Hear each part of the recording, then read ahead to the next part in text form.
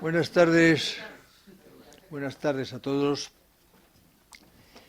Iniciamos en la tarde de hoy un ciclo de 3 conferencias, hoy, mañana y pasado, sobre un tema que a mí me pareció en un momento determinado importantísimo y crucial para la vida española actual, que es el invierno demográfico español. Pero antes de empezar en ello, y antes de darle la palabra a don Rafael Puyol, que es el primer conferenciante, y antes de hacer una breve introducción, me gustaría hacer algo terrible. La semana pasada murió don Juan Velarde. Juan Velarde, que fue mi profesor muchos años, un gran amigo, me ayudó mucho. Cuando yo empecé a estudiar económicas, después de haber hecho la carrera de agrónomo, me dio matrícula en su asignatura. Desde entonces mantuvimos siempre una relación estrechísima con él, con su hija Paloma, que le ayudaba en todos los temas de trabajos. Y el otro día, pues como ustedes saben, seguramente, él que era un hombre de libros, pues subiendo en su casa por una escalera para coger un libro que estaba en una estantería en alto, se cayó. Se cayó y buscando el conocimiento y buscando la sabiduría y buscando todo, pues se dio un golpe terrible en la cabeza y murió. Bien, como era vicepresidente segundo de esta Real Sociedad Matritense, Amigos del País, en representación de la Real Academia de Morales y Políticas, que la tenemos aquí colindante, no quisiera empezar hoy esta conferencia sin que, si les parece bien, nos pongamos en pie y guardemos un minuto de silencio.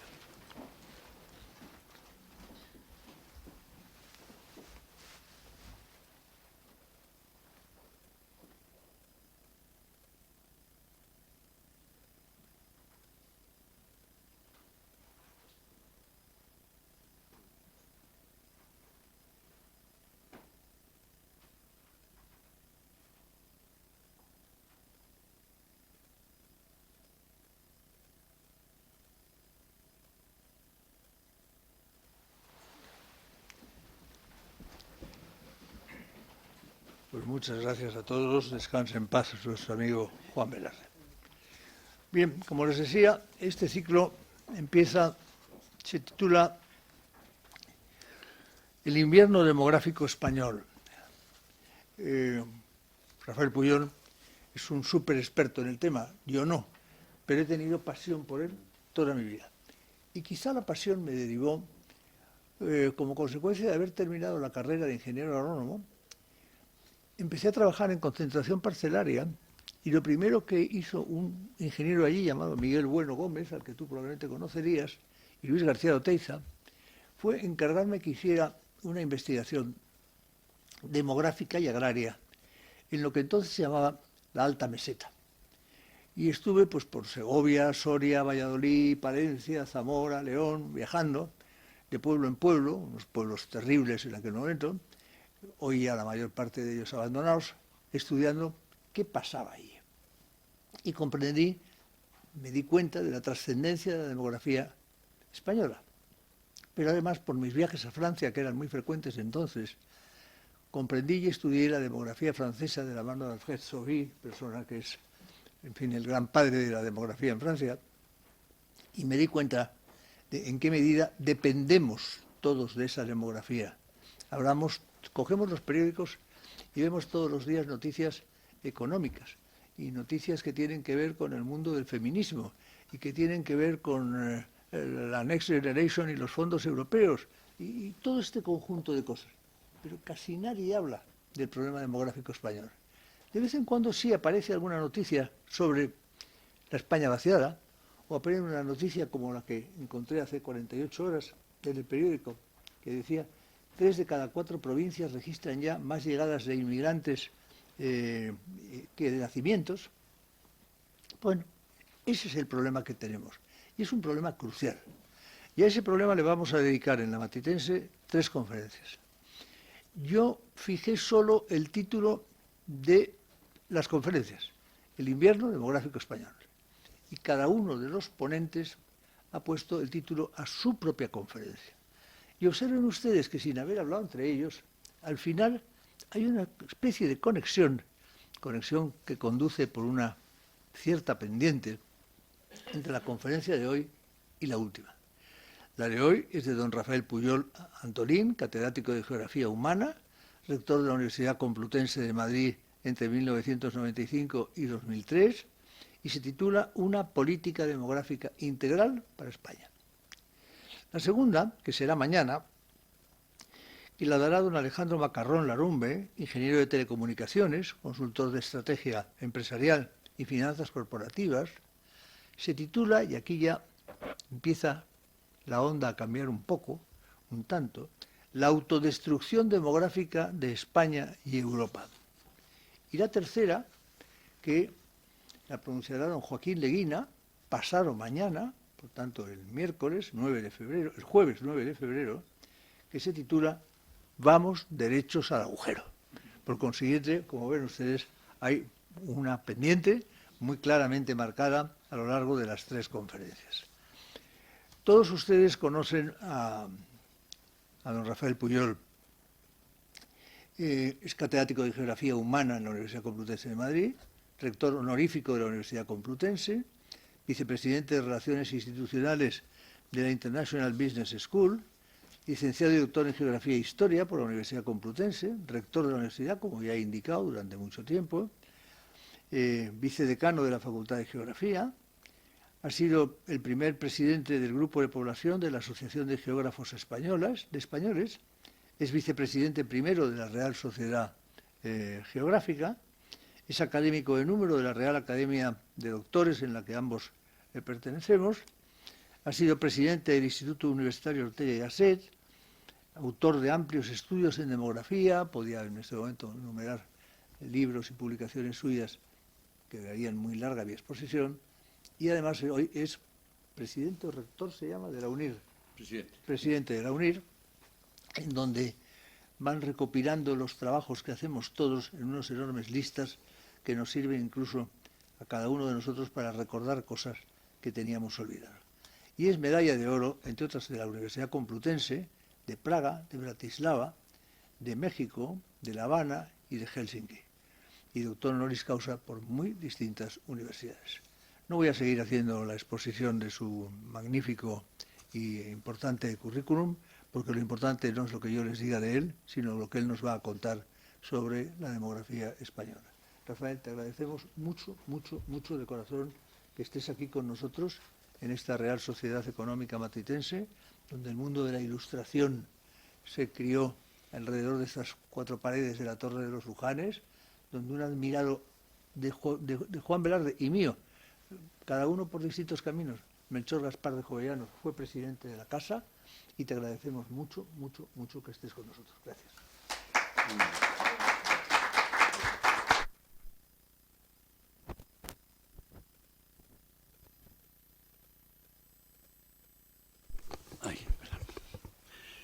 Muy buenas tardes a todos y muchas gracias, Jaime, por esa generosa presentación. Yo me quiero sumar al recuerdo a Juan Velarde, porque efectivamente él era presidente de la Real Sociedad Geográfica, una institución centenaria igualmente, y yo tuve el honor de ser el vicepresidente con él durante los últimos tiempos. Eso quiere decir que lo trataba con aspiridad y guardo pues un enorme recuerdo y una gran gratitud a su persona y a su memoria. Bueno, pues hablemos un poquito de demografía. La demografía es una ciencia que hasta hace no mucho tiempo era bastante desconocida. Yo suelo contar la anécdota de que cuando yo empezaba a estudiar esta disciplina, yo soy licenciado por la Complutense, pero luego me fui a París, en donde tuve el honor de conocer a Alfred Sauvy, en el Instituto de Estudios Demográficos francés, una gran institución, por cierto, que él dirigía, y allí pues me especialicé en estos temas. De tal manera que cuando regresé a España tras un año de estancia, en una ocasión un señor me pregunta, ¿y usted a qué se dedica? Y yo dije, pues mire, me dedico a la demografía. ¿Y eso qué es? Pues mire usted, estudiamos los nacimientos, los fallecimientos, las migraciones, el envejecimiento demográfico. Entonces este buen señor se me quedó mirando de arriba abajo y me dijo, pues vaya oficio de las narices que tiene usted. La palabra narices es un eufemismo, evidentemente, ¿no? Hoy día cuando dices que te dedicas a la demografía ya no pasa eso. Son de tal magnitud los problemas demográficos que debemos enfrentar en nuestras sociedades, en las sociedades europeas en general y en la española en particular, que nadie se sorprende que haya personas que se dediquen al análisis de estos asuntos y a proponer, en la medida de sus posibilidades y sus conocimientos, soluciones para enfrentar esos graves asuntos. Pues yo les voy a hablar hoy de la demografía española, porque se convierte en una referencia de la problemática demográfica que muchos otros países experimentan, como les decía, en toda Europa, y lo voy a hacer desde la perspectiva de presentar cuáles son las características básicas, de una manera muy somera, de las principales variables, y trataré después de ofrecer pues, algunos remedios para corregir su trayectoria. Por eso hablo de políticas demográficas. Pero antes de empezar con ese análisis, yo quisiera hacer algunas referencias a lo que debemos entender, al contexto en el que se desarrollan estas políticas demográficas, ¿no? Ante todo, cabe decir que en materia de demografía no caben los milagros, porque corregir una determinada variable demográfica no es sencillo. Seamos sinceros desde el principio.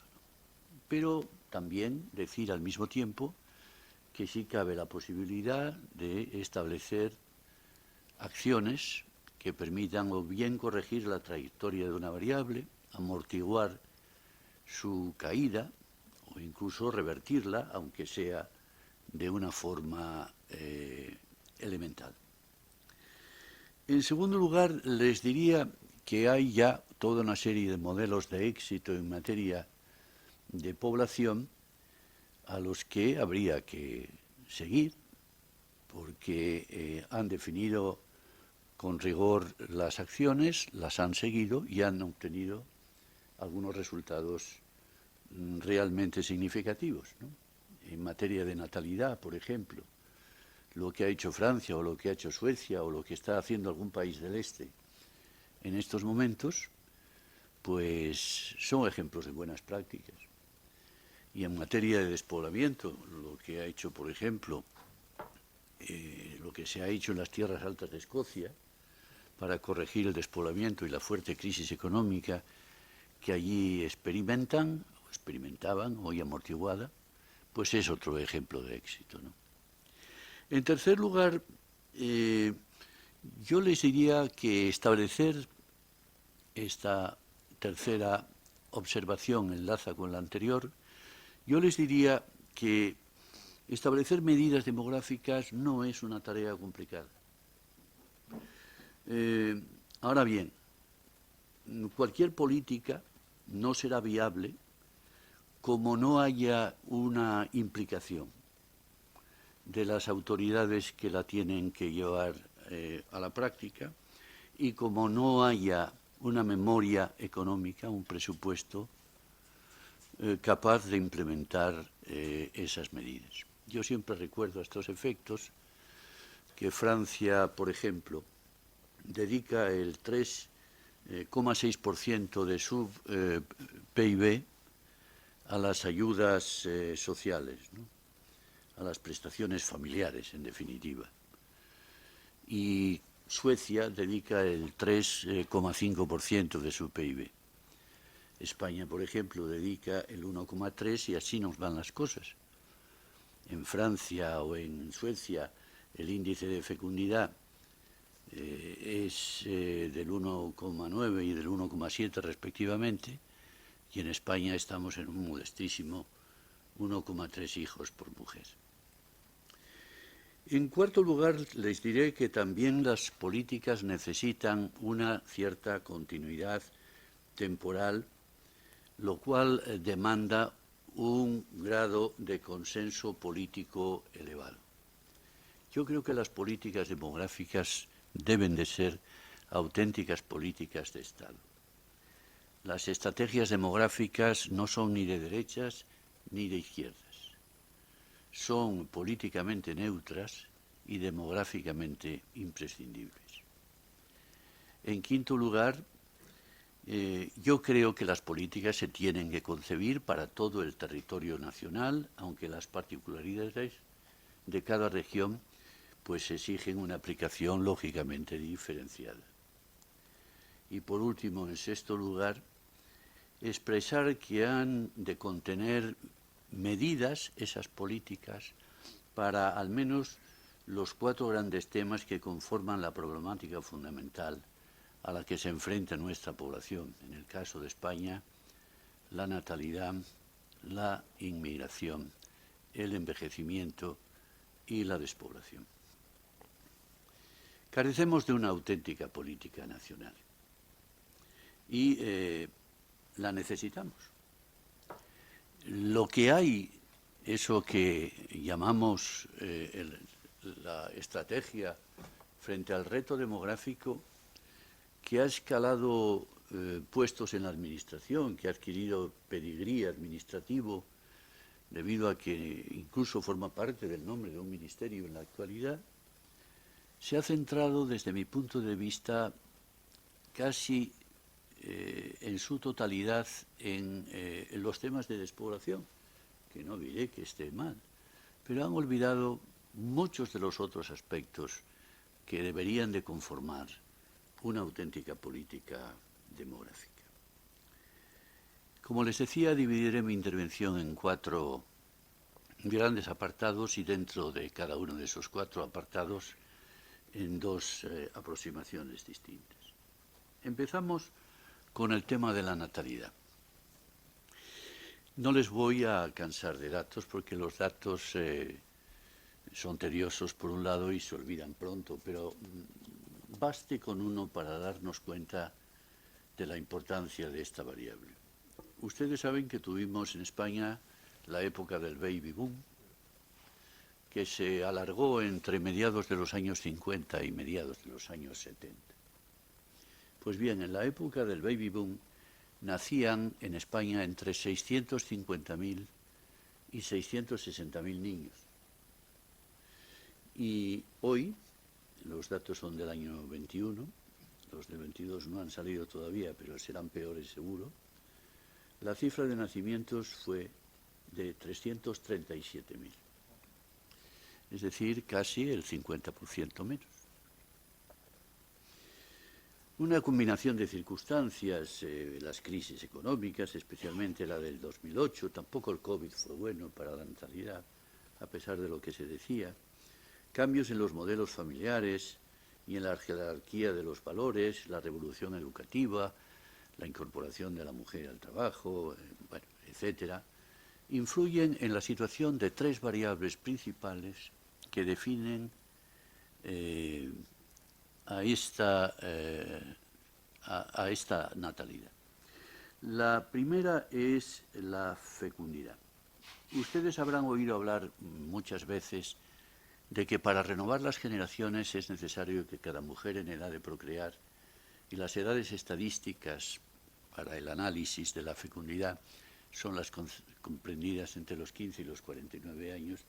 Sabemos que hay algunas madres más jóvenes y madres mayores hoy día, pero bueno, este es el tramo estadístico del análisis.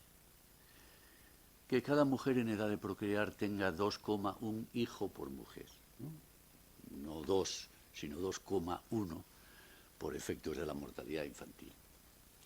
Pues bien, en España el valor de esa fecundidad está en estos momentos, como les decía hace unos instantes, en 1,2. Es decir, necesitaríamos prácticamente un hijo más por mujer para que pudiéramos renovar las generaciones. Segunda circunstancia. Cada vez hay menos madres en edad de procrear como consecuencia de natalidades bajas anteriores. La inmensa mayoría de los nacimientos, prácticamente el 85%, se tienen entre las edades de 25 a 40 años. De tal manera que si en esas edades hay muchas mujeres, la posibilidad de que haya más hijos es mayor de que si hay pocas mujeres. Pues bien, en España, entre el año 2008, que es el inicio de la crisis económica fuerte que tuvimos, y el año 2020, perdimos 1 millón de mujeres en edad de procrear. Por lo tanto, 1 millón menos de madres potenciales. Algunas no tendrían hijos, pero otras tendrían 2. Tercero, todo se complica además por lo tardío de los nacimientos. La edad media a la que se tiene el primer hijo está en estos momentos en España por encima de los 31 años. El 40% de los nacimientos corresponde a mujeres con más de 35 años. Y nunca un porcentaje de madres tan alto, el 10% aproximadamente, tuvo a sus hijos con más de 40 años. Y alumbrar niños más tardíos no significa más niños, significa menos, todo lo contrario, porque el retraso de la maternidad acaba traduciéndose en un menor tamaño familiar. Vamos ahora a ver las medidas. ¿Qué podemos hacer ante un panorama con estos rasgos?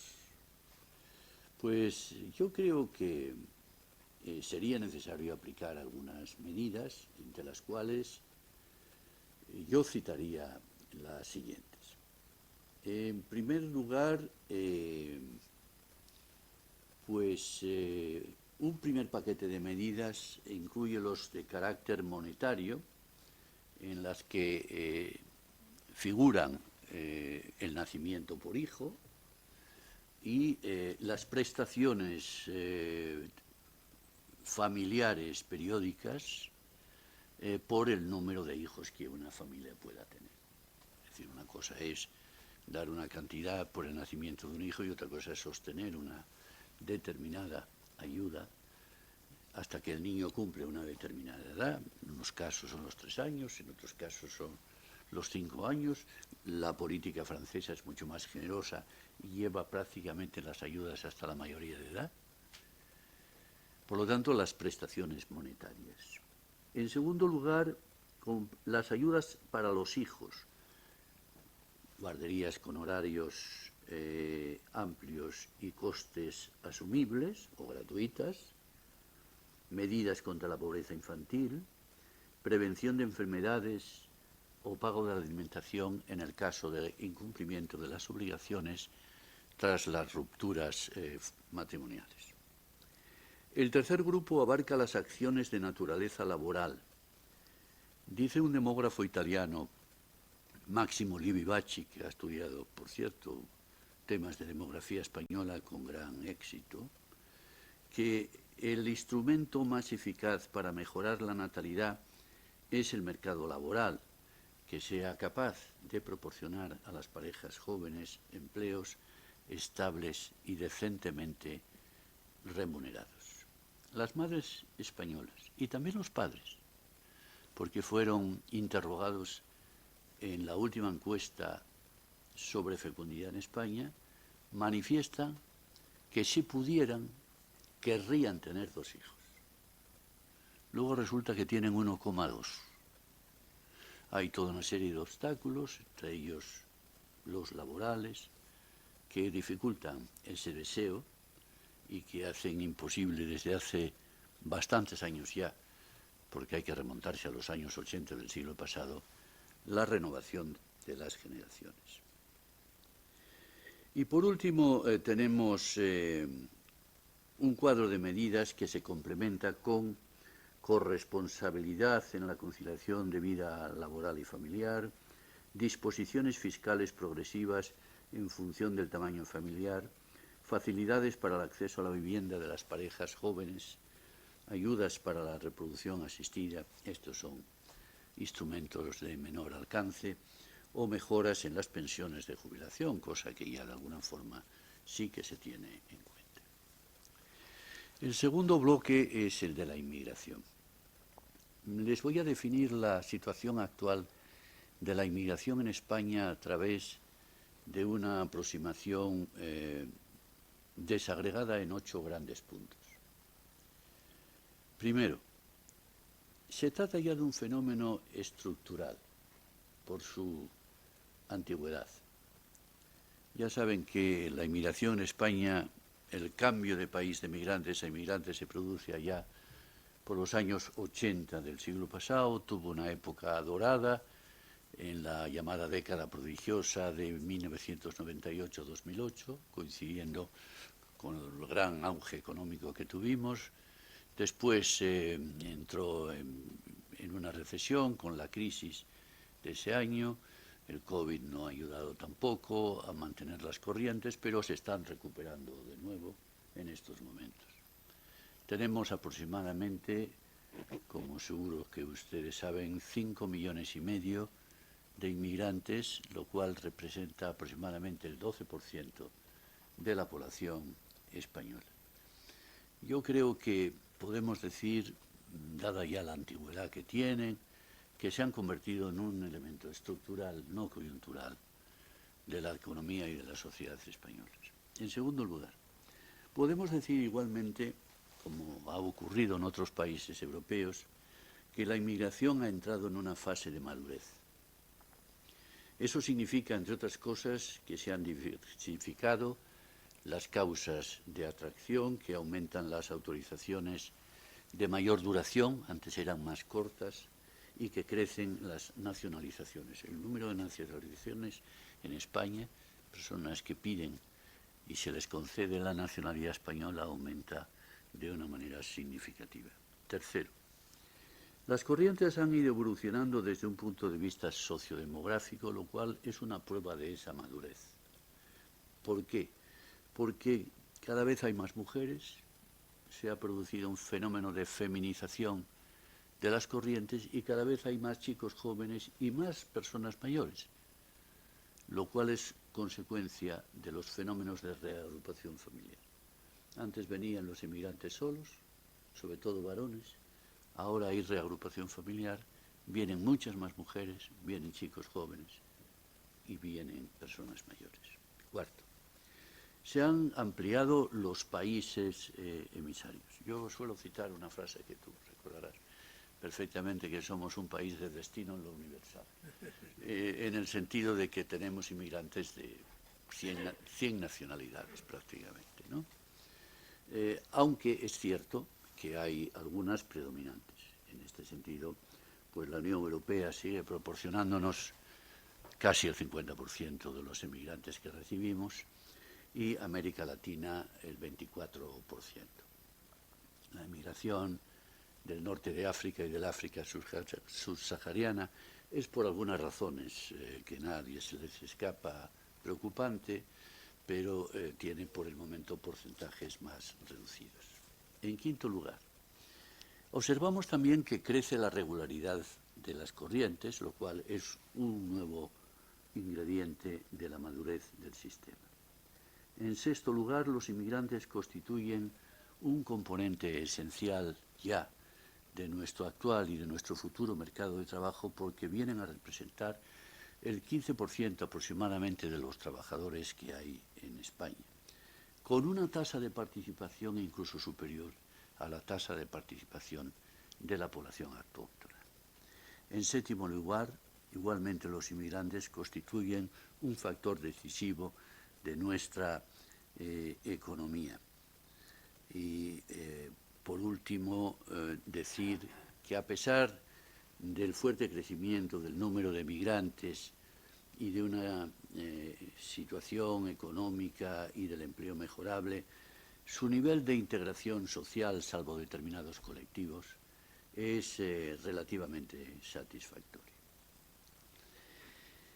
¿Qué cabe hacer en este ámbito que acabo de describir con estas pinceladas de brocha gorda? Yo les decía al principio que la inmigración se ha convertido en un fenómeno estructural de la sociedad española y que ha ido ganando en volumen y en diversidad. No obstante, son muchas las cuestiones que hay que resolver en relación con la presencia de extranjeros en España. Hay un trabajo de la AIREF que dice que necesitamos una política, y cito textualmente, una política migratoria abierta, flexible, consensuada e integradora, que no debe limitarse al control de las fronteras, sino abordar todas las cuestiones relacionadas con el fenómeno migratorio, el tipo y el origen de los inmigrantes, su integración, la corrección de las deficiencias e insuficiencias que afectan hoy a cuestiones básicas como puedan ser la situación laboral, los sistemas de protección social, la vivienda, la educación, las condiciones de vida, la lucha contra la segregación, la discriminación, el rechazo y, por supuesto, las condiciones de retorno al territorio de origen. Así pues, tenemos que dotarnos de una política de este tipo porque, desgraciadamente, bueno, la palabra desgraciadamente quizás no es correcta, porque en realidad la inmigración se ha convertido en el corto y el medio plazo en una variable fundamental para la evolución demográfica de este país. Tercer fenómeno es el envejecimiento. Me van a permitir que haga dos reflexiones previas sobre el envejecimiento demográfico. Primero, que muchas veces muchas personas ven el envejecimiento como un problema. Yo tuve la ocurrencia de irme a Google y poner la frase la inmigración como problema. Y obtuve millones de respuestas, millones de referencias, millones. Pues si no había 300, había 350, vamos. Y puse a continuación las palabras la inmigración como oportunidad. Y había una modesta cantidad, todavía, bueno, un número importante, pero modesto en comparación con el anterior, de unos 5,4 millones. Yo soy de los que opina que el envejecimiento no es un problema, el envejecimiento hay que verlo, ante todo, como una conquista social. Que el hecho de que haya más personas que vivan más años y afortunadamente en mejores condiciones es, ante todo, una conquista social. En segundo lugar, es advertir que los umbrales tradicionales para definir el envejecimiento ya no los deberíamos de utilizar. El envejecimiento es un concepto relativo que mide la importancia que las personas de 65 años y más tienen en el conjunto de una población. Hay que diferenciarlo del concepto de longevidad, que hace referencia a la edad que van cumpliendo los individuos, ¿no? Que tiene desgraciadamente un límite que hoy está establecido en los 122 años, 5 meses y 10 días, que ha vivido la persona más longeva que está documentada en estos momentos, que es una francesa llamada Jeanne Calment, que vivió en ese país. Por lo tanto, ya lo que estoy diciendo es que utilizar ese umbral de los 65 años, yo creo que ya no nos vale para definir el inicio, al menos estadístico, de la vejez, ¿no? Tenemos en España en estos momentos alrededor de 9,2 millones de personas de 65 años y más que vienen a representar, por lo tanto, el 20% de la población española. Y se dice que en el año 2050 habrá 16 millones de personas, de viejos, si consideramos el mismo umbral, los 65 años. Pero si ya hoy no, resulta razonable definir la vejez como la persona que tiene 65 o incluso 70 años. Yo creo que no. Por tanto, tenemos que revisar ese umbral para definir el inicio, insisto, estadístico, pero que lleva emparentados otras connotaciones, ¿no? La edad de jubilación, en fin, y muchas otras. Debemos revisar ese umbral e irnos a edades más elevadas. Hay algunos que dicen que el año 2050 la vejez tendrá que definirse pues a partir de los 80 años, como muy poco. Y entonces las cifras caen significativamente, porque de esos 16 millones de personas de 65 años y más, si utilizamos el umbral de los 80, pasamos a 6 millones. Bien, es verdad que con muchos más centenarios que hoy día, porque en esa fecha habrá alrededor de 100.000 centenarios. Bueno, independientemente de dónde situemos el umbral de la vejez, lo cierto es que el número de personas, vamos simplemente a denominarlas mayores, va a crecer en el futuro y va a exigir, pues igualmente, una política que aborde su problemática, sus necesidades en materia de pensiones, sanidad o dependencia, su papel como productores en una sociedad donde el trabajo de los seniors será cada vez más necesario, su desempeño como consumidores de los bienes y servicios que hoy encuadramos bajo esa denominación genérica de la Silver Economy. En concreto, esa política, desde mi punto de vista, deberá contemplar los programas de envejecimiento activo y saludable, incentivar el trabajo de los seniors mediante la prolongación voluntaria de la actividad o la promoción de las segundas carreras, luchar contra todas las formas de edadismo, muy particularmente el edadismo laboral, con carácter general limitar la salida temprana del trabajo y las prejubilaciones abusivas, contemplando siempre las situaciones especiales, claro está. Ayudar a las empresas con una dedicación a las personas mayores, fomentar e incentivar el voluntariado, favorecer el emprendimiento senior y prestar una especial atención precisamente al envejecimiento de las zonas rurales más envejecidas. Y llego al final. Mi cuarta aproximación es precisamente a la despoblación, ¿no?, de la que tanto sabe Jaime y de la que uno se siente pues tímido al hablar de un tema que él domina también, ¿no? Pero en fin, permítame señalarles tan solo, como en el análisis de las variables anteriores, algunos rasgos, yo creo que bastante significativos, sobre el despoblamiento en España. Casi la mitad del país está en riesgo demográfico, porque el 50% de nuestro territorio tiene una densidad inferior a los 12 habitantes y medio por kilómetro cuadrado. En los municipios de menos de 1.000 habitantes, los municipios pequeños, han perdido población 9 de cada 10. 8 de cada 10 municipios tienen un crecimiento natural negativo, es decir, en ellos los nacimientos son menos que las defunciones.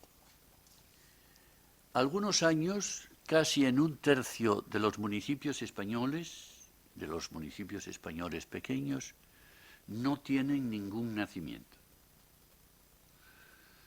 En los municipios de menos de 1.000 habitantes, entre 3 y 4 de esas personas tienen más de 65 años.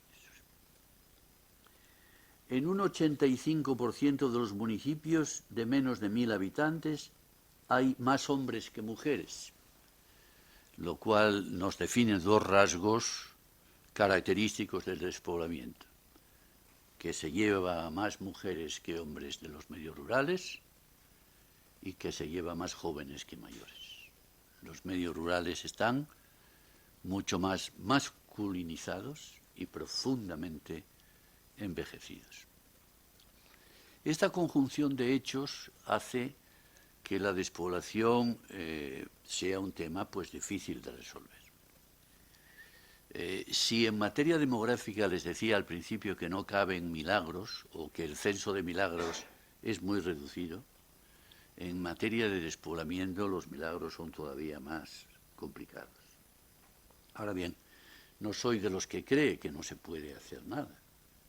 Yo creo que sí se pueden hacer cosas, que sí caben acciones correctoras, bien para frenar o bien para ralentizar el éxodo, o incluso para conseguir, en algunos casos, una cierta repoblación que nunca será significativa, pero que al menos permitirá recuperar algunos habitantes en determinadas zonas. Yo les presento ahora, para terminar, un decálogo de posibles actuaciones. Primera, la promoción de ciudades pequeñas como concentradoras de servicios y equipamiento. ¿Qué quiero decir con eso? Hacer llegar a todos los municipios rurales pues los servicios que necesitan es muy complicado, muy caro, por distintas razones.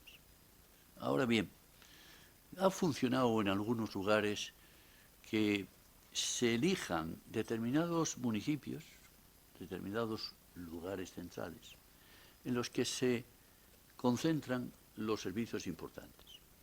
Y luego se facilita que la población del entorno acuda a esos servicios a abastecerse o a servirse de esas cosas que llamaríamos indispensables. Los niños a una escuela, las personas a un hospital, que funcionen los servicios financieros y así sucesivamente.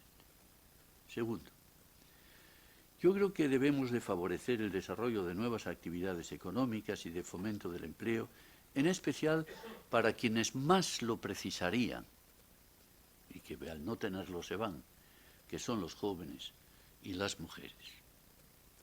En tercer lugar, yo creo que si queremos obtener una cierta repoblación hay que asegurar la conectividad territorial.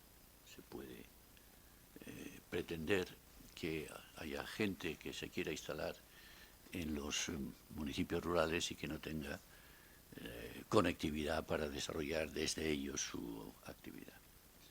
En cuarto lugar, debemos atender a la prestación de servicios básicos, fundamentalmente educativos y sanitarios, que se pueden prestar a través de esos servicios centrales, y planes específicos para la conservación y para la mejora de las infraestructuras, y en este caso de la vivienda por un lado y del transporte por otro. Quinto, es importante que eliminemos los estereotipos. Hay que poner en valor la imagen y reputación de las zonas rurales. Tenemos, como dicen algunos, que vender el campo. Sexto, hemos de mejorar los mecanismos para una colaboración público-privada, que a veces está demasiado ausente de los medios rurales. Séptimo, una simplificación de las normas administrativas en los pequeños municipios a mí se me antoja igualmente importante. Es decir, lo que llamaríamos, por un lado, el asesoramiento y, por otro lado, la ventana única. Octavo, tenemos que intensificar en estas zonas, precisamente en estas zonas, algunas de las medidas demográficas sobre las otras tres variables anteriores, sobre la fecundidad, sobre la inmigración y sobre el envejecimiento. Noveno, creo que son necesarios incentivos fiscales para que las personas, las empresas o las instituciones que quieran instalarse en los medios rurales lo puedan hacer dignamente. Y por último, 10º, debemos de impulsar políticas para la conservación del patrimonio, que es una pena que se esté perdiendo en muchas zonas rurales, a través de fomentar pues el turismo ecológico y el turismo cultural. Así pues, resumo y termino.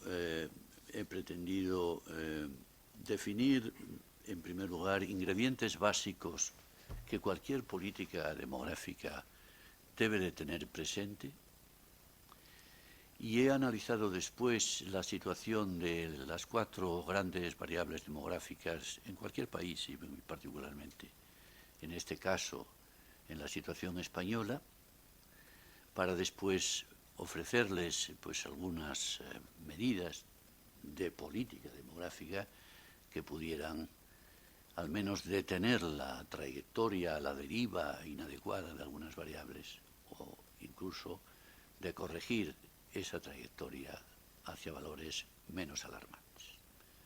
Nada más y muchísimas gracias.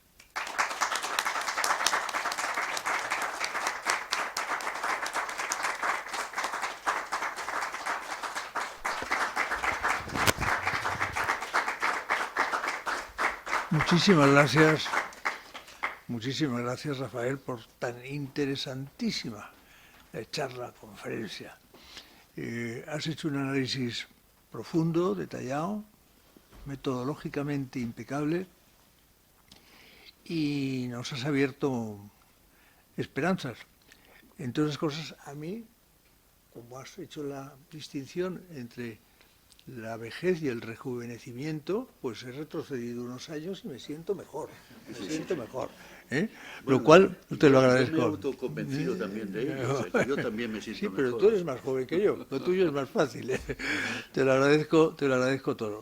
Me ha interesado mucho toda tu parte final sobre la despoblación, porque sabes que es un tema que sigo y que trabajo sobre él enormemente, pero sin duda alguna escucharte le produce a uno preocupación, porque así como Francia, tú lo has mencionado, y algún otro país nórdico, pues en fin, llevan a cabo políticas demográficas activas, poniendo al servicio de las mismas los métodos y los medios financieros necesarios. Este es un tema que en España no se habla de él y no hay pedagogía. Es que no oyes nunca a nadie que plantee el problema y que diga y habría que hacer, equivocadamente o no, pero habría que hacer. Con lo cual, en fin, creo que es un tema que cada día que lo veo, después de tu intervención de hoy, todavía más importante de lo que yo pensaba con anterioridad. Te lo agradezco todo y vamos a abrir, si les parece, un coloquio para que todo aquel que quiera formular alguna pregunta al conferencial te lo pueda hacer. Sí, allá al fondo.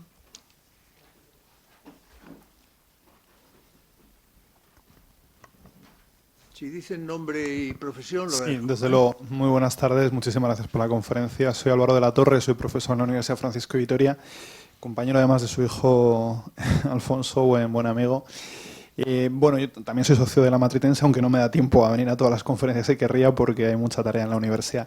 Yo quería preguntarle, don Rafael, si además de las ayudas económicas, que sin duda pueden ser un incentivo para una mayor natalidad, no necesitaríamos un verdadero cambio cultural. Tengo la sensación en esa balanza entre ayudas fiscales y cambio cultural, que es más importante. El cambio cultural sin duda es más complicado que los incentivos económicos, ¿no? Pero tengo la sensación de que en muchas capas de la sociedad, incluso donde hay riqueza y hay posibilidades, el momento cultural actual, un cierto hedonismo, un cierto materialismo, no ayuda a que la gente vea la necesidad de tener hijos y, en fin, bueno, hay otras prioridades, ¿no?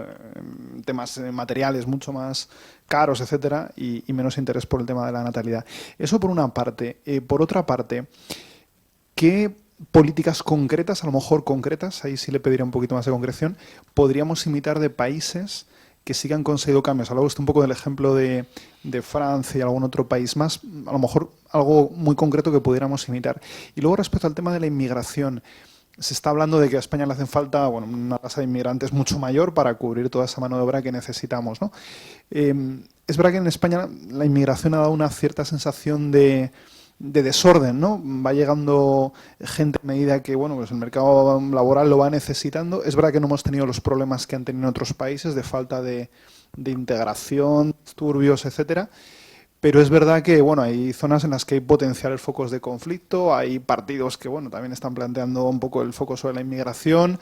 Uno se acuerda de lo que pasaba en el Ejido y en otros lugares donde hay gente trabajando en condiciones complejas y no muy integradas. Entonces, ¿qué política de inmigración sería conveniente seguir? ¿Más contrataciones en origen? ¿Más cupos? ¿Más selección, como están haciendo algunos otros países, de trabajadores muy cualificados, específicamente en Reino Unido? Ahora están un poco más en eso, ¿no? ¿Qué podríamos tomar como modelo de los países que están gestionando un poquito mejor la inmigración? Planteo ahí algunas cuestiones. Gracias. Muy bien. Bueno, son varias cuestiones, a ver si me acuerdo de todas, ¿no?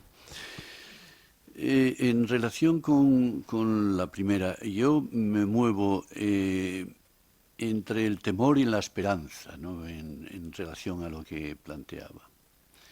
El temor es efectivamente algo muy cierto y se deriva del hecho de que en una sociedad en la que se establece, por llamarla de alguna forma, una cultura de baja natalidad y de baja fecundidad, es muy difícil recuperarla. De tal manera que algunos especialistas dicen que si tú estás por debajo de 1,5 hijos por mujer, tienes lo que esos especialistas llaman la low fertility, ¿no? la muy baja fecundidad, y recuperar los valores de esa muy baja fecundidad es mucho más difícil que si tú tienes, por ejemplo, pues valores pues de 1,6, de 1,7. Por lo tanto, mi temor es que efectivamente estamos muy bajos. Se ha implantado una cultura de que tener hijos no es una prioridad para muchas parejas en estos momentos. Yo creo que nos podría pasar lo que le está pasando, por ejemplo, a China popular en estos momentos, ¿no? Salvadas las distancias de todo tipo, evidentemente, ¿no? China popular establece, como todos sabemos, allá por los años 70 del siglo pasado, la política del hijo único. Después, como se dan cuenta de que eso es un suicidio demográfico, intentan suavizarla.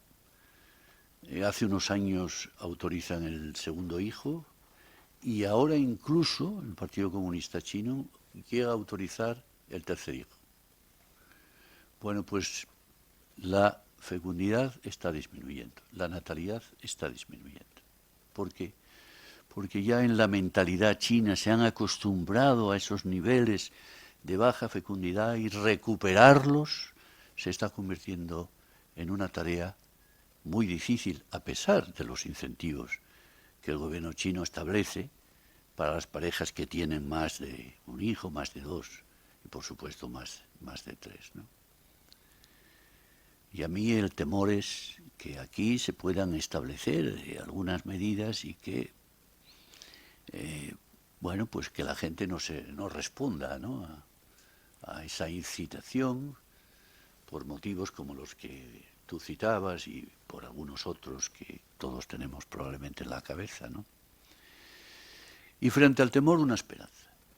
¿Y cuál es la esperanza? La esperanza son esos resultados que yo mencionaba de la encuesta de fecundidad, en que las españolas en edad de procrear y sus parejas, los varones, dicen que si pudieran, les gustaría tener al menos 2 hijos como media. Algunos incluso más, pero bueno, como media 2 hijos, ¿no? Por lo tanto, yo tengo la esperanza de que si realmente hubiera una política demográfica con las medidas más o menos que hemos definido, ¿no? Bien apoyada desde las instancias gubernamentales y bien financiada por los presupuestos de los distintos ministerios, podríamos conseguir una recuperación de esa natalidad y nos vendría bien aunque fuera pequeña, aunque fuera pequeña, aunque recuperásemos unas décimas, aunque llegásemos al 1,4 con 1,5, yo aspiro a más, pero el 1,4, 1,5, porque ya con 1,4 y 1,5 y con una inmigración razonable, podíamos evitar caer en eso que tan dramático puede resultar en el futuro, que es la involución demográfica. Es decir, el hecho de que empecemos a perder población absoluta, como ya está ocurriendo en algunas regiones españolas. Mi tierra, Asturias, está en involución demográfica. Acaba de pasar a la baja el umbral del 1.000.000 de habitantes. Esa es la primera reflexión. La segunda reflexión, si no recuerdo mal la pregunta, era sobre las medidas concretas. A mí me parece que la política que yo veo más acabada, porque la han experimentado desde hace mucho tiempo y les ha ido bien, porque en Suecia han tenido sus altibajos, pero en Francia, aunque ha caído un poco la fecundidad, se mantiene en 1,9 hijos por mujer. Está a 2 décimas de la renovación de generaciones.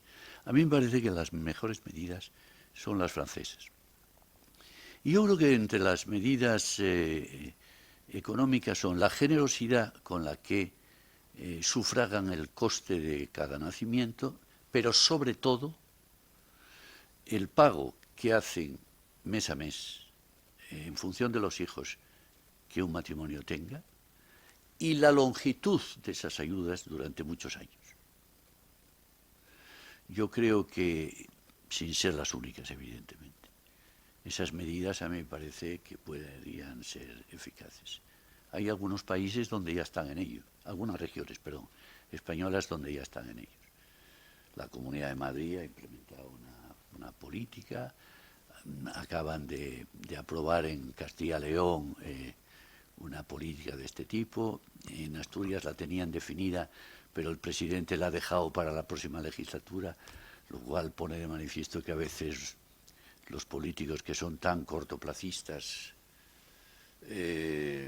no ven en las medidas demográficas algo excesivamente rentable, y es una pena. Es verdad que la demografía es una ciencia de luces largas y que no sabe de periodos cortos de actuación, ¿no? Pero es tan fundamental la demografía para tantas cosas, para las pensiones, para la educación, para la sanidad, para tantas cosas, que no apostar por ellas sería entrar en lo que Jaime ha definido también como una situación de invierno demográfico difícilmente reversible, ¿no?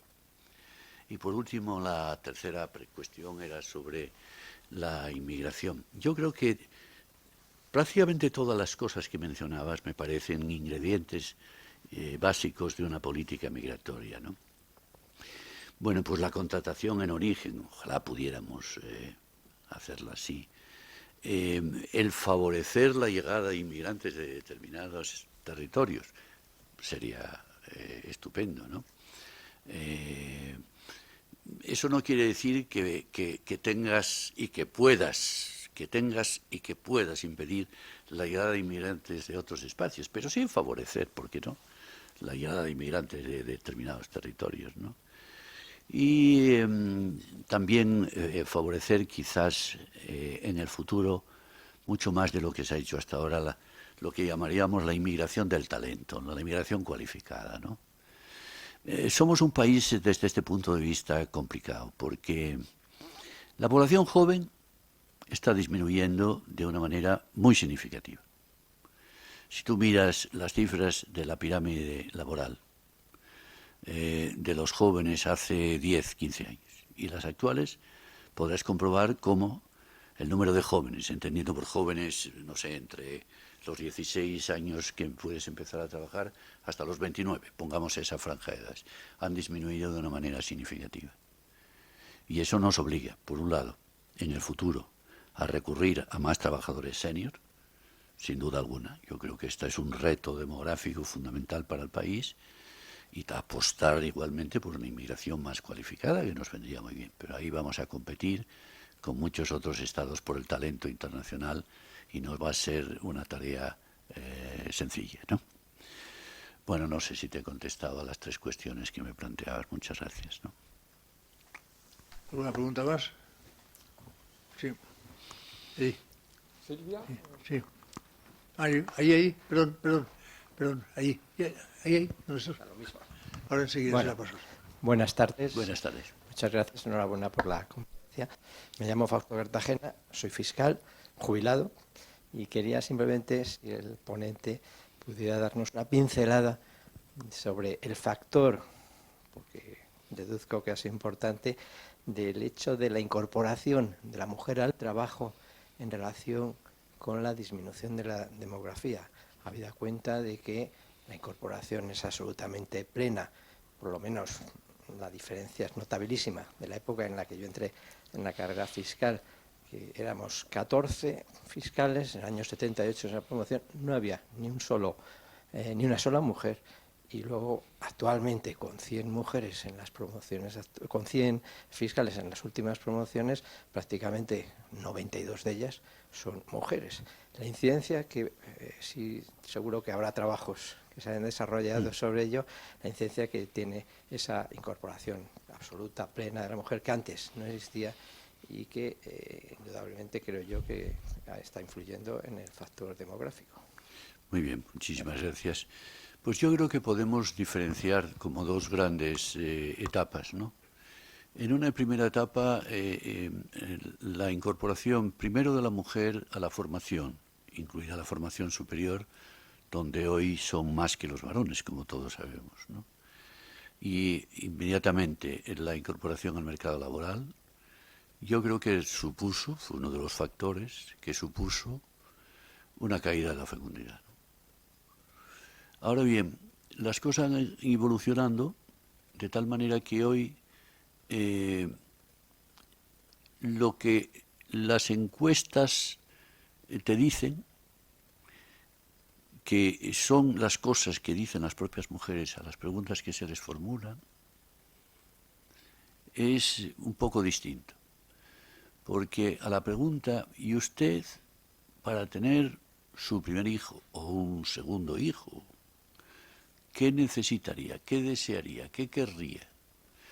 Lo primero que te dicen es trabajo, y trabajo estable. Y por lo tanto, yo creo que hoy día el que muchas mujeres tengan un trabajo y un trabajo fijo y con una remuneración razonable, se convierte no un factor que va en detrimento de la fecundidad, sino a favor de ella. Por lo tanto, yo distinguiría esas 2 fases. Claramente, en una primera, la repercusión fue negativa. En esta segunda etapa en la que nos encontramos, parece que podría ser, fíjese que estoy empleando conscientemente los condicionales, parece que podría ser positiva, siempre y cuando se diesen las condiciones para ello. Siempre que hubiese trabajo suficiente, bien remunerado, conciliación, leyes buenas de conciliación de la vida laboral y familiar, corresponsabilidad entre los sexos, siempre que se diesen esas condiciones.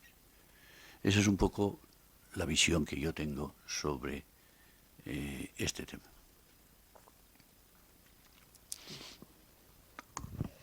Buenas tardes, mi nombre es Silvia Bos Díaz, soy jubilada de banca y socia de la Matritense. Enhorabuena, yo también me sumo porque ha sido usted tan ordenado que a mí, que me gusta apuntar, era súper fácil. Además, con las pocas cifras que nos ha dado, yo por lo menos he podido entender, por ejemplo, algunas de las diferencias entre Francia y España en cuanto a porcentaje de PIB, todo lo que nos ha dicho. Entonces, mi pregunta es, bueno, me ha gustado mucho cuando ha dicho que la demografía no debería ser ni una política de izquierdas ni una política de derechas. Entonces, me pregunto yo si una conserjería específica, sin suponer única y exclusivamente nombramientos, sino que aplicara medidas que luego 2 o 3 ministerios implantaran, pero que existiera esa centralización de la conserjería demográfica específicamente, ¿no potenciaría un poco el solucionar los problemas que usted ha detallado? Muchas gracias. Bueno, incluso existe, sobre el papel existe ya, porque el Ministerio de, ¿cómo se llama, Jaime? Cambio ambiental y reto demográfico, ¿no? Miteco, sí. Sí. Miteco. El famoso ministerio, Miteco, tiene una Secretaría General y tiene una Dirección General de Despoblación, la que me parece que se llama exactamente.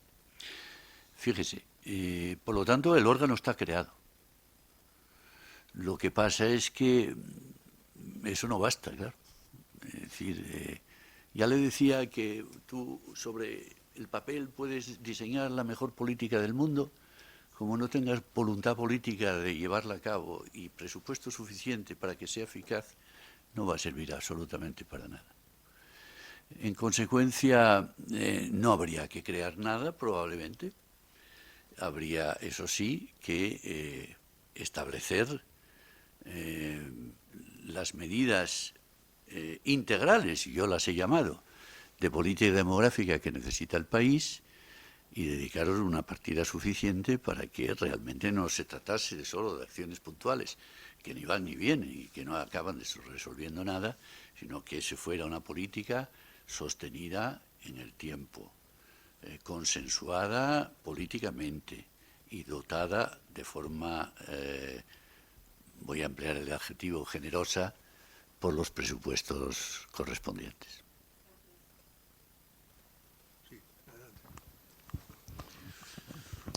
Muy buenas tardes, profesor.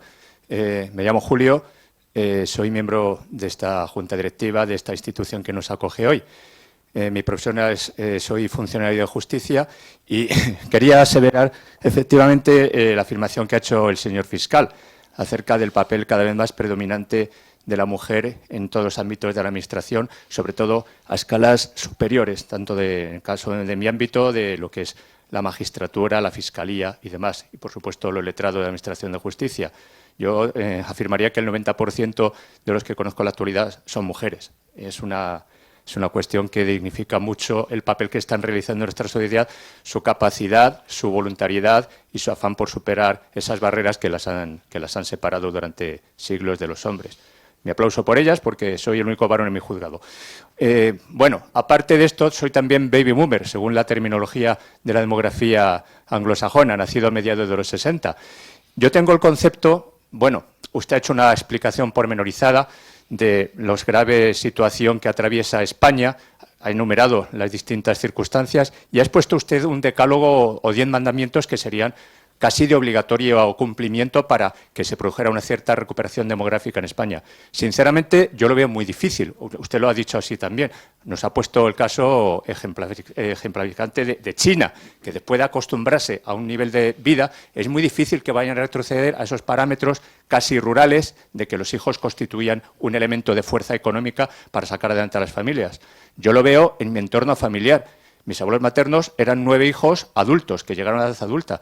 Mis padres tuvieron 4 hijos, yo soy uno de ellos, evidentemente. Y luego en mis hermanos, yo no me he casado, no he tenido hijos, y mi hermano pequeño pues tiene 2 hijos, y así todo mi entorno de gente que ha nacido a mediados de los 60, 2, 3 hijos a lo sumo, de ahí no pasamos. Eso sin contar que tengo varios amigos que aunque se han casado no han sido padres en absoluto.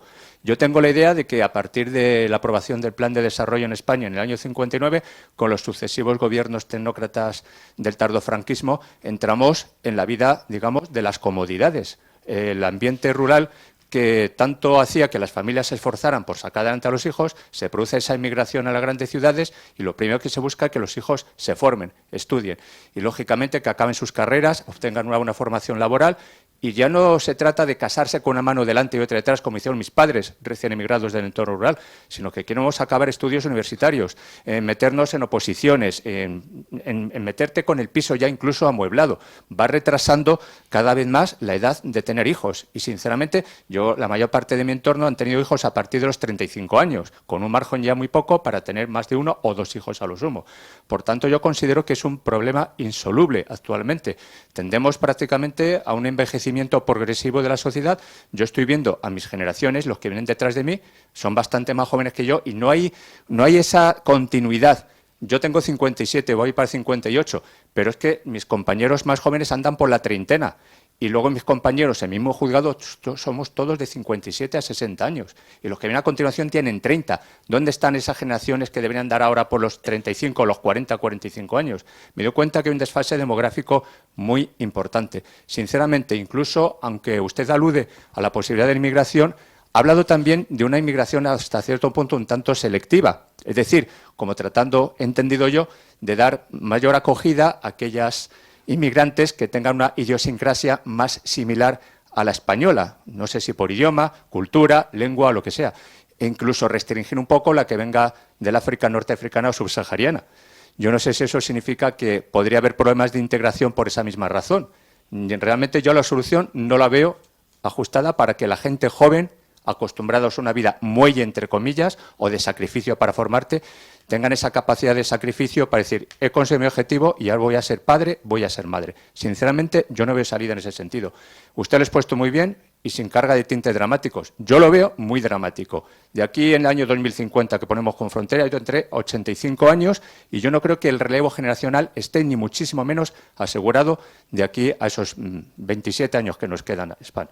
No sé si usted opina algo por el estilo o ha tratado hasta cierto punto de edulcorar la situación. Muchas gracias, profesor. Bueno, vamos a ver. Yo creo que empecé diciendo que en materia de políticas demográficas no caben milagros, ¿no? Por lo tanto, soy muy consciente de las dificultades que tiene la implementación de cualquiera de las medidas de carácter demográfico, unas más difíciles ciertamente que otras, ¿no? Pero no me gusta caer en el pesimismo, es decir, yo creo que hay algunos ejemplos de buenas prácticas que, si no un éxito absoluto, rotundo, revertidor de las situaciones, sí han conseguido al menos frenar caídas, ralentizarlas o incluso revertirlas en algunos casos. Y yo lo que pienso es, bueno, ante esta situación tan grave que tenemos, caben dos actitudes. O la inanición, como especialista de la demografía, o la inanición, es decir, bueno, esto no tiene arreglo, no vamos a poder revertir esta situación tan dramática. O por el contrario, decir, bueno, vamos a tratar de, si no llegar, como usted bien dice, a una renovación de generaciones en el horizonte cercano, que eso no lo vamos a conseguir. Eso, llegar a natalidad, a fecundidades, perdón, de 2,1 hijos por mujer o incluso 1,92, yo creo que en el caso de España es muy complicado. Porque por muy buenas políticas que implementásemos, la escasez de mujeres en la de procrear se va haciendo tan grave que como lo hacemos, ¿no? Es decir, habría que exigir a las mujeres un sobreesfuerzo reproductivo tan tremendo que probablemente no es razonable pensar que pueda suceder. Ahora bien, fíjese, yo me conformaría con algunas cosas muy sencillas. Por ejemplo, con políticas que permitieran que el 1,2 hijos por mujer, que durante la pandemia incluso cayó a 1,18, todavía un poquito menos. La pandemia no fue buena para la natalidad, como no fue buena para la mortalidad, evidentemente, ¿no? Si pasásemos de ese 1,2 a un valor de 3, 4 décimas con una buena política de ayuda familiar, daría el objetivo por cumplido. Si llegásemos a tener una inmigración con una política que efectivamente favorezca la llegada de las personas que más necesitamos, ¿no? Eso es legítimo, yo creo, pensar en una política de esta naturaleza, ¿no? Que además de ayudarnos económicamente, pudiera seguir ayudándonos demográficamente. Hay que pensar que los hijos de inmigrantes ya suponen el 20% de los hijos nacidos en España, ¿no? Y por último, si además tuviésemos una política de envejecimiento activo más intensa de la que en estos momentos tenemos, y en la que yo estoy acogido, por ejemplo, ¿no? Es decir, estoy jubilado en mi cátedra universitaria, pero yo sigo en activo y desarrollando mi actividad, en este caso, lógicamente, en la empresa privada, ¿no? Es decir, prolongásemos la actividad, consiguiésemos que hubiese más jubilados activos, que convertir, por supuesto, la jubilación en un derecho, pero no en una obligación. Es decir, media docena de medidas en los 3-4 ámbitos principales, yo daría por bien respondida mi ansia de que estas cosas cambien, ¿no? De que estas cosas se modifiquen. Por lo tanto, vuelvo al inicio, ¿no? Yo no espero milagros en este país, desgraciadamente, frente a los gravísimos problemas demográficos que tenemos. Pero tengo la esperanza de que algunas de las cosas puedan cambiar.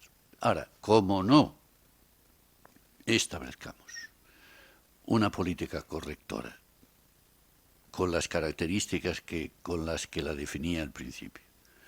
Política consensuada, política en la que se involucren los responsables de la administración, política bien financiada, en fin, todas las características que yo daba. Esas pequeñas recuperaciones o reversiones del problema no los vamos a conseguir. Entonces yo me muevo pues en esa situación que yo definía a mi colega de la Francisco de Vitoria, ¿no? Entre el temor y la esperanza, ¿no? El temor de que no se siga sin hacer nada y la esperanza de que venga alguien que definitivamente considere que esto no puede seguir así y ponga los medios para cambiarlo. Obtendrá resultados no espectaculares. Nadie tiene una varita mágica con la que decidir que las cosas van a ser de esta manera en el futuro, pero sí distintas al menos a lo que hoy tenemos, que es una situación mala y que va hacia cifras peores, porque como no actuemos y no actuemos ya, la situación se nos va a ir de las manos. Y vamos a llegar, pues, en fin, a problemas de envejecimiento tan fortísimo como los que tiene Japón, por ejemplo, donde algún ministro se permitió decir que a los mayores había que ir pensando en prescindir de ellos de una manera... ¿sí? Afortunadamente el primer ministro japonés lo cesó. Pero puede haber nuevos ministros, puede haber nuevos ministros que piensen lo mismo, ¿no? Y eso no tiene ningún sentido. Por lo tanto, me quedo con eso, con la dificultad que tienen estos temas, pero con el convencimiento absoluto de que es necesario intentar al menos modificarlos y cambiarlos. Bien, pues vamos a dar por terminada la sesión, pero antes me gustaría hacer algún comentario al filo de tus reflexiones y de las muchas que se han planteado, que van un poco más allá. Yo creo que en este momento jugamos en España un partido en términos de valores morales que lleva al país en la línea del aborto como derecho, no como algo que puede suceder en una circunstancia determinada y causada por excepciones de la vida cotidiana, sino por el contrario como una especie de norma general. Bueno, la prueba de lo que está pasando en este momento en el Tribunal Constitucional con el examen de la ley del aborto. Y eso genera en la gente joven una mentalidad de no natalidad, de la antítesis de la natalidad, que está ahí y que subyace.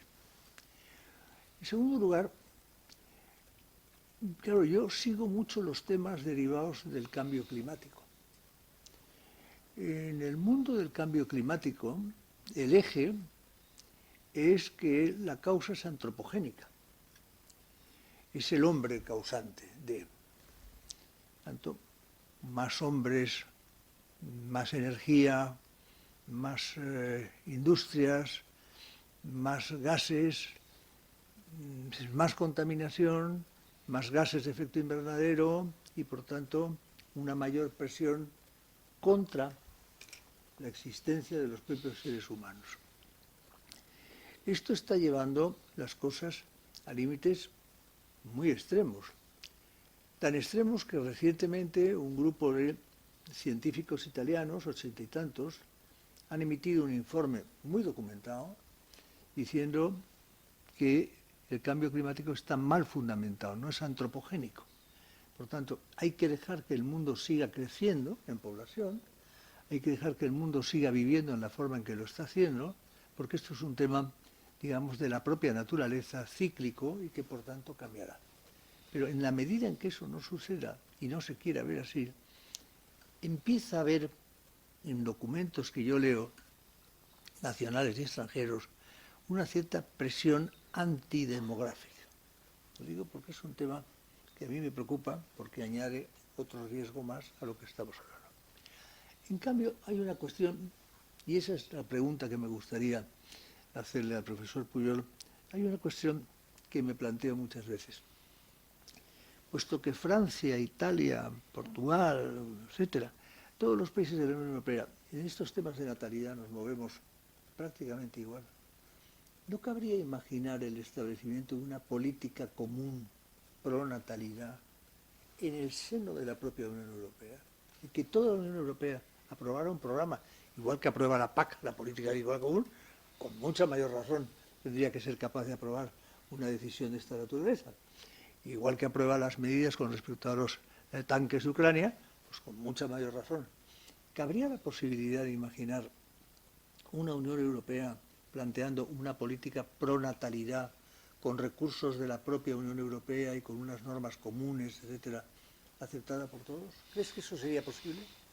Yo creo que sería deseable, más que posible, ¿no? No sería fácil, probablemente, porque cuando alguna vez se ha discutido, siempre la respuesta es la misma. No, nosotros no podemos meternos en temas que son responsabilidad directa de los Estados.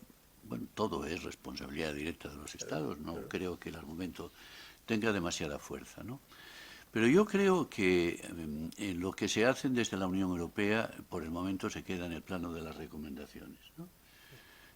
De decir, estamos muy mal, recomiendo que ustedes hagan algo para ir mejor, pero no hay política común, ni en temas de natalidad, no hay política común en migración. No hay. Debería que haber una política común porque Europa, gracias a la inmigración, no entra en recesión demográfica, aunque algunos países ya lo están, ¿no? Alemania, por ejemplo. Y tampoco hay medidas sobre temas de envejecimiento. No hay política demográfica a nivel europeo. ¿Sería deseable? Yo creo que sí. ¿Sería fácil? Yo creo que no. Estamos en lo mismo que hablábamos antes, ¿no? Pero es una buena reflexión porque yo creo que medidas impulsadas y financiadas desde la Unión Europea probablemente para muchos países tendrían un valor no solo simbólico, sino material muy importante. Pues muchas gracias, Rafael. Muchas gracias a todos ustedes por estar aquí en una tarde lluviosa que invitaba poco a salir de casa, pero te agradezco todo tu presencia. Esta es tu casa. Ya sabes que aquí nuestro lema es socorre enseñando y tú hoy nos has enseñado muchísimo. Muchas gracias. Muchas gracias.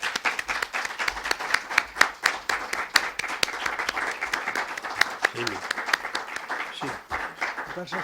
¿Me pasas el libro, Antonio? ¿Me pasas el libro para que firmen? Sí, no, es para que firmes tú aquí. ¿Tienes bolígrafo? Toma, toma. Toma. Vamos a ver. Queremos terminarlo pronto porque lo comenzamos en el año 40 y seguimos con él. Algunos escriben testamentos. Sí. Pues nada, a su gusto. Perfecto. Les recuerdo que mañana a las 7 el profesor Macarrón intervendrá sobre esta materia. Yo no podré acompañarles, desgraciadamente, pero don Antonio López presidirá don Antonio García presidirá el suyo.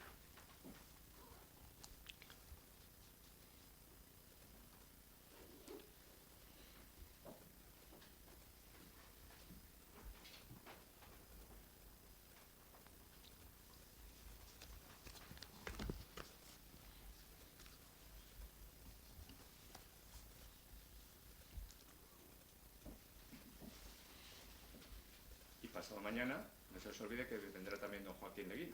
Pasado mañana viene don Joaquín Leguina.